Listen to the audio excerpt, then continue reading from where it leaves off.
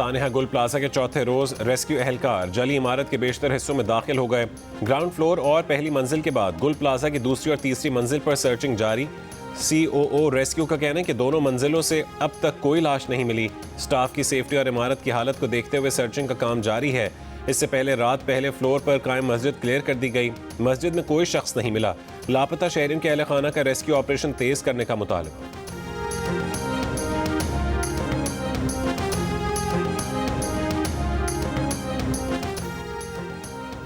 सानिहा गुल प्लाजा में लापता अफराद में मजीद 12 का इजाफा, तादाद 83 हो गई। अब तक 26 अमवात की तस्दीक, 18 की शनाख्त हो गई। लापता अफराद में से 8 वो लाशें हो सकती हैं जिनकी अब तक शनाख्त नहीं हुई। Police surgeon doctor Samiya Tariq के मुताबिक सिविल अस्पताल में अब तक 20 लाशों के DNA सैंपल लिए जा चुके। 48 फैमिलीज ने अपने DNA सैंपल भी जमा करवा दिए। DIG असद रजा ने बताया कि सिंध फॉरेंसिक DNA लेबॉर्ट्री जामे कराची में अगले 3 दिनों तक क्रॉस मैचिंग जारी रहेगी। गुल प्लाजा में आग लगने से मुतालिक तहकीकाती कमेटी का इजलास आज तलब।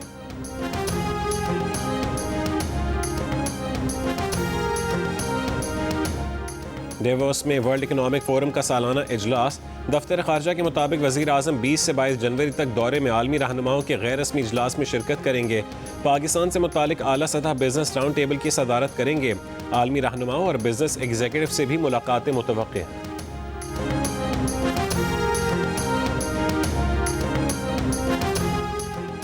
कोयटा की प्रिंस रोड के निजी प्लाजा और दुकानों में लगी आग पर काबू पा लिया गया। कूलिंग का अमल जारी। चीफ फायर ऑफिसर का कहना है कि आग ने प्लाजे के करीब बिजली के ट्रांसफार्मर और तारों को भी लपेट में ले लिया। तारों के बायस आग पर काबू पाने में मुश्किल पेश आई।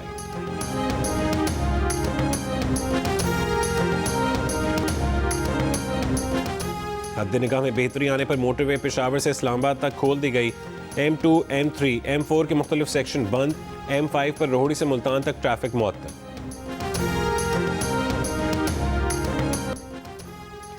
गैरत के नाम पर कत्ल की रोकथाम का बिल सेनेट में पेश कर दिया गया। बिल सेनेटर समीना मुमताज जहरी ने पेश किया। बिल में तजवीज़ दी गई है कि गैरत के नाम पर कत्ल का मुकदमा वरसा की जानिब से काबिल मुआफ़ी नहीं होगा। रियासत की तरफ से मुकदमा चलाया जाएगा, सजाए मौत दी जाएगी। बिल में ताज़ीरात पाकिस्तान, फौजदारी क़वानीन और कत्ल उम्द से मुताल्लिक़ कानून में तरमीम की तजवीज़ भी दी जाएंगी। मुजवज़ा बिल के मुताबिक गैरत के नाम पर कत्ल के दिफा में उकसाने, कंट्रोल खोने या अखलाकी गुस्से को कबूल नहीं किया जाएगा। जो कत्ल की हिदायत करे, मदद करे, उभारे या मंजूरी दे, उसे भी उम्र कैद की सज़ा होगी। मुजवज़ा बिल में जरगों के जरिए कत्ल के लिए उकसाने को भी जुर्म करार दिया गया, जबकि जानबूझकर जुर्म को ना रोकने, रिपोर्ट ना करने या तफ्तीश में नाअहली पर सरकारी मुलाजिम के लिए 5 साल तक कैद और जुर्माने की सज़ा तजवीज़ की गई है। बिल बहस के लिए मुतालिका कायमा कमेटी के सुपुर्द कर दिया गया।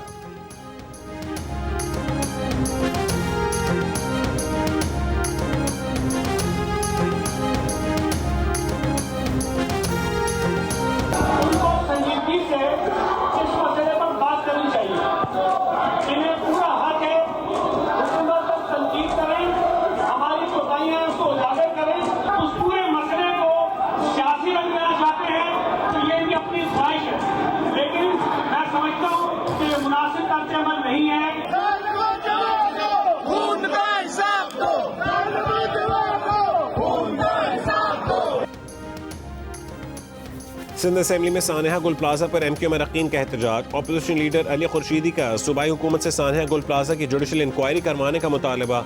मेयर कराची और पीपल्स पार्टी पर शदीद तनकीद। कहा कि इस्लामाबाद में जो तस्वीर पेश की गई वो ख्याली तस्वीर थी। इनकी 17 साल की हुकूमत बेनकाब हो चुकी। ये प्रेजेंटेशन में अपने कारनामे बताते हैं, हादसात की जिम्मेदारी नहीं लेते। इस निज़ाम को सपोर्ट करने में जमात इस्लामी और PTI भी बराबर की शरीक हैं।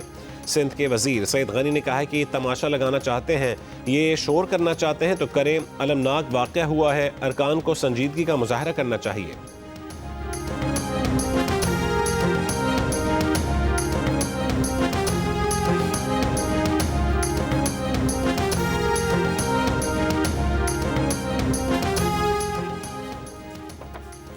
सिंध बिल्डिंग कंट्रोल अथॉरिटी का कहना है कि गुल प्लाजा के मालिक ने नक्शे के बरखिलाफ 1200 दुकानें तामीर की। नक्शे के मुताबिक 1021 दुकानों की तामीर की इजाज़त थी। 179 दुकानें मंजूर शुदा नक्शे से ज़ायद तामीर हुई। राहदारी और बाहर निकलने की जगहों पर दुकानें बनाई गईं। SPCA के मुताबिक 1998 में गुल प्लाजा की इमारत में इजाफी मंजिल तामीर की गईं। पार्किंग एरिया में दुकानें बनी और छत को पार्किंग में बदला गया। नक्शे के मुताबिक गुल प्लाजा में बेसमेंट समेत 3 मंजिलों की इजाजत थी। 2003 में गुल प्लाजा की इजाफी मंजिल को रेगुलराइज किया गया था।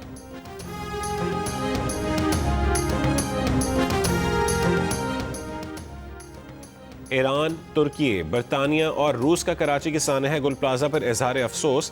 पाकिस्तान में ईरान की सफीर रजा अमीरी मुकद्दम का गहरे दुख का इजहार।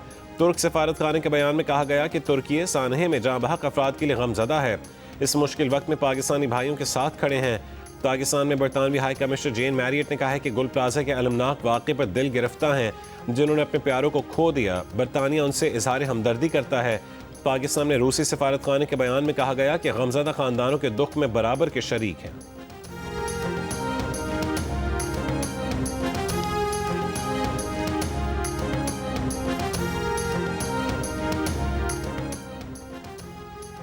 अफगानिस्तान की दारुल हुकूमत काबुल में चीनी रेस्टोरेंट में धमाके की जिम्मेदारी दाइश ने कबूल कर ली। धमाके में 7 अफराद हलाक, 20 जख्मी हुए।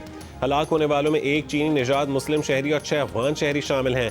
चीनी मुस्लिम शहरी अब्दुल माजिद चीन के इलाके सिंकियांग के रहायशी था। धमाका चीनी रेस्टोरेंट के किचन के नज़दीक हुआ। चीनी रेस्टोरेंट चीनी निजात मुस्लिम शहरी अब्दुल माजिद और अफगान शहरी अब्दुल जब्बार मिलकर चलाते थे।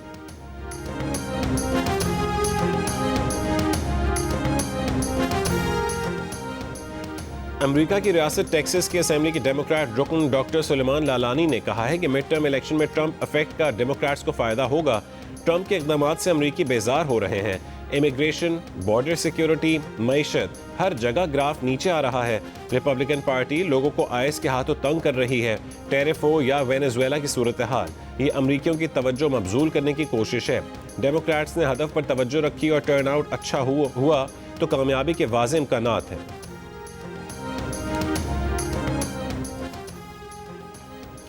मराकश के बादशाह ने ट्रंप की गजा अमन बोर्ड की बानी रुकनीत की दावत कबूल कर ली। मराकश का अमरीकी सदर ट्रंप के दूसरे मरहले के जामे अमन मंसूबे का खैर मकदम। गजा के इंतजाम के लिए कौमी कमेटी तश्कील देने का भी खैर मकदम। मुत्तहिदा अरब अमारात की वजारत दिफा ने यमन में खुफिया जेल चलाने का यमनी हुकूमत का इल्ज़ाम मुस्तरद कर दिया। यमनी हुकूमत ने इल्ज़ाम लगाया था कि खलीजी मुल्क यमन के मशरक़ी सूबे हज़र मौत में खुफिया जेल चला रहा है। लाहौर रिंग रोड पर गाड़ी की चेकिंग के दौरान शहरी से रिश्वत लेने वाला पुलिस एहलकार गिरफ्तार। एहलकार ने बिस्मिल्लाह पढ़कर रिश्वत ली। शहरी को बेटा कहकर गाड़ी के कागजात साथ रखने की हिदायत भी की। डीआईजी ऑपरेशंस का नोटिस।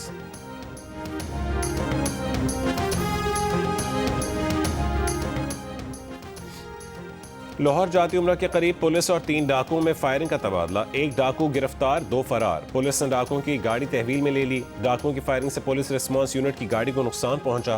पुलिस के मुताबिक डाकू एक शहरी से गाड़ी छीनकर फरार हुए। और आईसीसी T20 वर्ल्ड कप के लिए पाकिस्तान टीम से हारिस रऊफ आउट। ज़राए के मुताबिक coach mic Hesson Asia cup final के बाद से हारिस की शमूलियत के हक में नहीं थे। एशिया कप के बाद हारिस रऊफ ने पाकिस्तान से T20 मैच भी नहीं खेला।